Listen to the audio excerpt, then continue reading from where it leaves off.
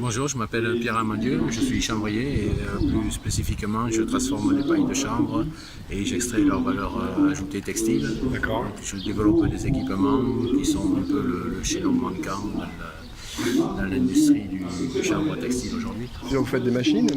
C'est ça, je développe des machines mais je commence par les tester, par les exploiter et petit à petit on passe du prototype à la machine de démonstration puis à la machine de pré-série, aux machines de série. Donc, on est encore dans un cycle de quelques années. Mais, C'est essentiellement de la défibreuse, c'est ça?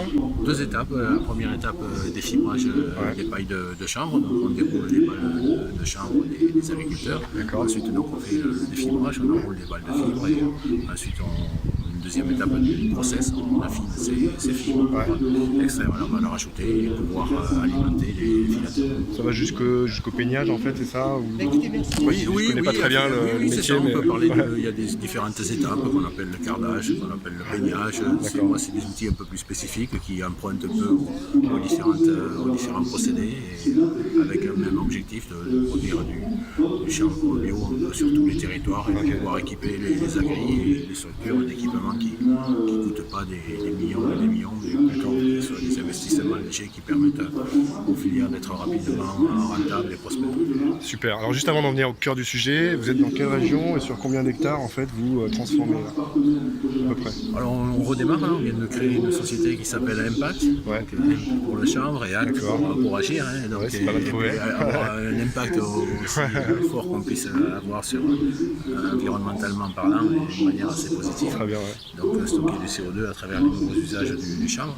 Alors sur quelle région? Nous on développe un équipement qui dans sa phase pré-industrielle va être mobile pour pouvoir aller travailler chez les groupes de chanvriers, chez nos clients. Ah d'accord, travailler pour les producteurs en fait. Voilà, pour les groupes de producteurs déjà organisés et pour ensuite les équiper de leur ligne fixe sur des projets qui vont aller de 200 à 500 hectares, des micro-filières locales plutôt que des filières industrielles trop importantes. D'accord. Plutôt de multiples petits projets plutôt que de trois grands projets.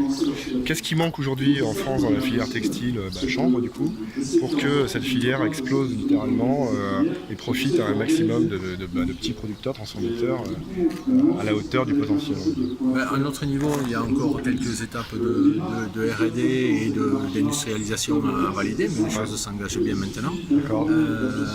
Après, donc, il y a une diffusion plus large, des équipements, des savoir-faire.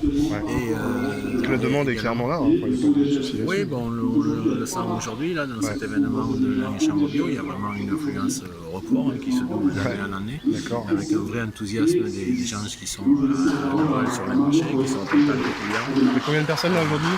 Il y a 180 personnes, je pense. Contre une centaine l'an dernier, c'est ça? C'est ça. D'accord. Donc le maillon manquant ou le maillon faible, si on veut, ce serait... Pour nous, c'est finaliser nos équipements de préparation des fibres pour le textile et puis derrière, c'est la réintroduction sur le territoire français d'une véritable filature dédiée au lin et au chanvre. D'accord, donc le fil... C'est une filature spécifique. D'accord, ok. Donc vous avez quelques réglages à faire parce que vous avez déjà pris un peu d'avance, mais il manque quand même ce maillon du fil, quoi.